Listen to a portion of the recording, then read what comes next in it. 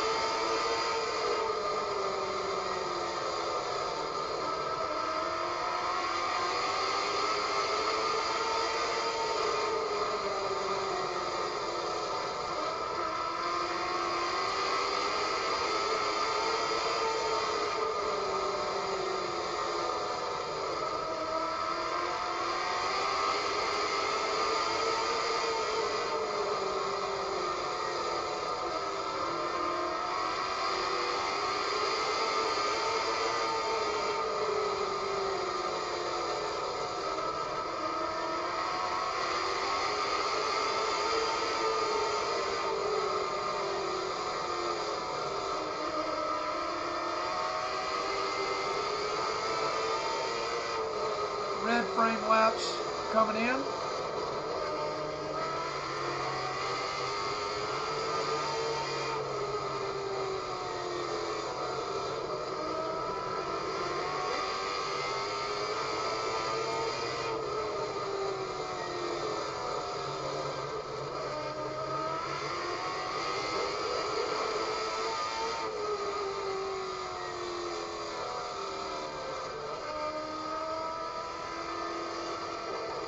Blue frame laps are coming in. Stop the video. And if you look right, if you watch the video a few times and watch this section right here, you can see that he is actually much easier on the throttle without traction control. Here, he's having to baby the throttle. Over here, he's hitting it pretty hard, and it's taking it in this section right here.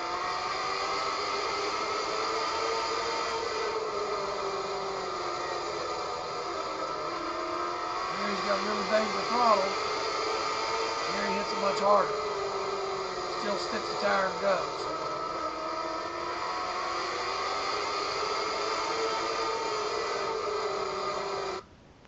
We stop right here. They're both still at speed. He just got real loose off of this section. But if you come over here and look, the red car is falling quite a ways behind the blue car is falling behind the red car. I'll take the red car.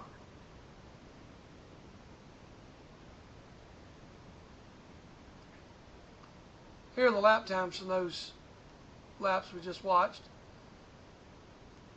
Here's the red framed video with traction control. You can see his first lap out was a 16:20. His third lap was a 16:25. Fourth lap was next fastest at a 16:31. And the second lap was the slowest lap of that session at a 16:35. All within a tenth and a half of the fastest lap. This while running the traction control. Go over here to session 10, which was run immediately after session 9, simply unplugging the traction control. So these were the blue frame laps with no traction control. You can see that lap 2 on that session was his fastest lap at a 16:33, but it was 0.13 seconds slower than his best lap run with traction control. Lap 1 was a 16:36, lap 3 was a 16:40, lap 5 16:48, lap 4 16:52, and then lap 6 16:62. A full 4/10 slower than his laps with traction control. 3/10 slower than the average with traction control, or the worst laps with traction control. He lost another 3/10. You see how quickly the times are dropping. It was pretty obvious the car was getting worse every lap. Had a lot of laps on the tires, but without the TC, the tires were getting hot. So again, traction control aided in the consistency and made the car much easier to drive and faster.